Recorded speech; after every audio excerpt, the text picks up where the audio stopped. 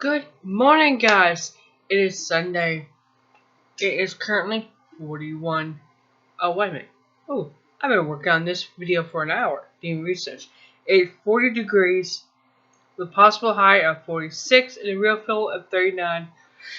I'm not surprised. I welcome it. Alright, let's get right into it. Over the past week, we've seen Turkey come out, talk about the fact they captured not only this Baghdadi's daughter, but one of his wives anyway. And they didn't make a big fuss about it. Nothing. Nada. No peep. Anyway, let's start with President Bashar al-Assad. He was talking about EU should fear the jihadists it's backing in Syria, not refugees. There's something to think about. He makes a really good point here. And it goes to something I've always told my daughter. There are genuinely good people in the world, and there are genuinely bad people in the world. You just gotta develop your instincts that tells you which is which. And that is the point he is making here. Now, here's some good news. Russian officials say Halloween is illegal and the Joker costumes are anti-Russian. While they're trying to, the Western CIA and all that bunch is trying to cause an uprising with Russia. Oh, excuse me. Now I'm gonna leave you a link to the story, and you can go and look in more of it. Here's the deal. Ever since the 1990s, they have celebrated all the capitalist holidays. And this, unfortunately, is one of them. What people don't understand is the link between Halloween and satanic worship, and all these poor kids go missing from August 1st until November 3rd. In between there are more kids that go missing and are found later dead. No, it does not get in the papers very often because it could blow the top right off of this scam. And Halloween's just this innocent holiday to have fun. BS.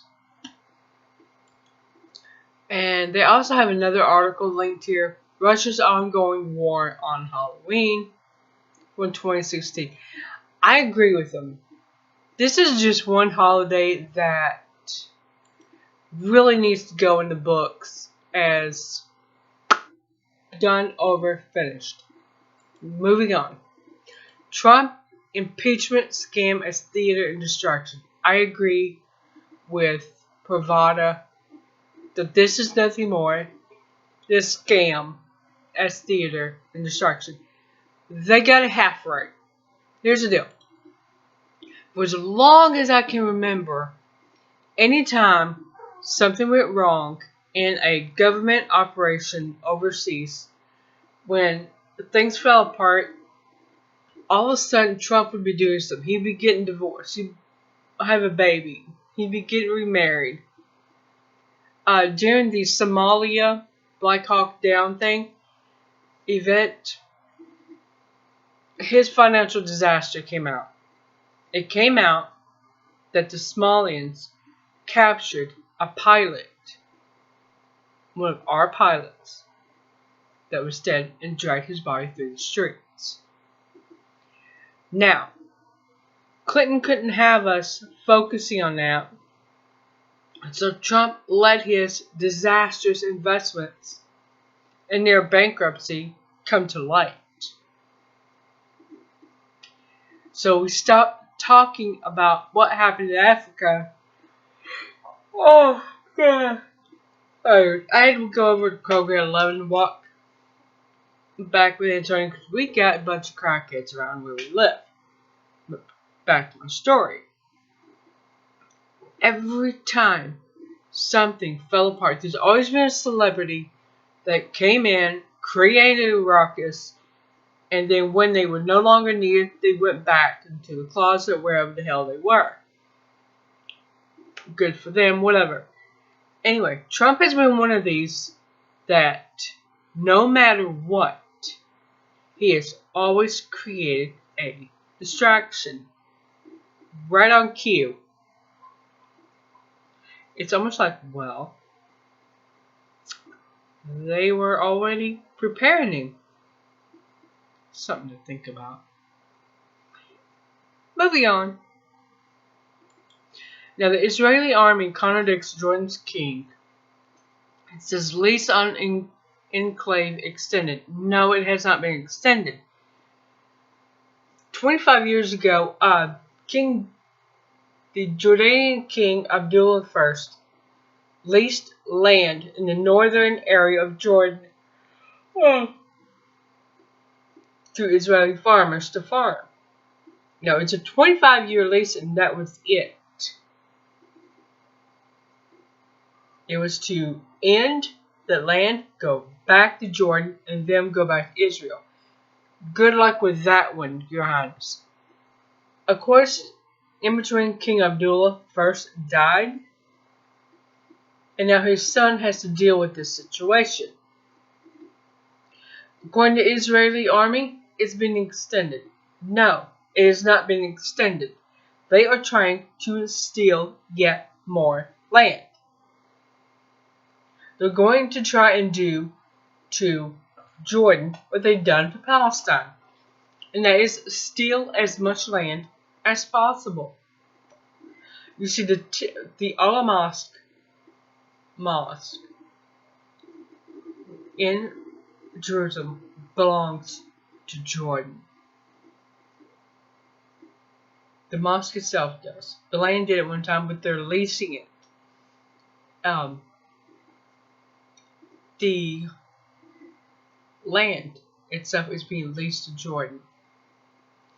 Now, how this is going to end, I'm interested to see. Because I don't see this King Abdullah II rolling over for anyone. Because he knows if he rolls over once, he'll always be rolling over. It'll never stop. Now, here is a what the hell were they thinking moment. Iran says oil field found with more than 50 billion barrels of oil.